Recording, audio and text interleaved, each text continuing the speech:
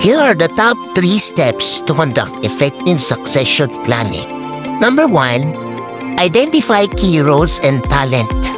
Begin with identifying critical positions within your organization.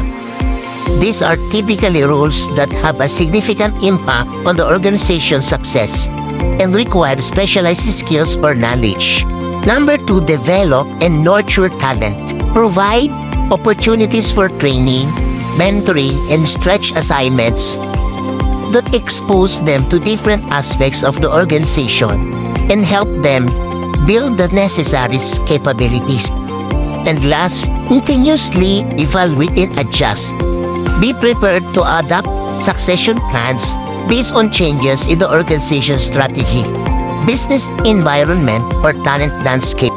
Kaya kapag HR ka, of course, you know how to conduct a succession planning.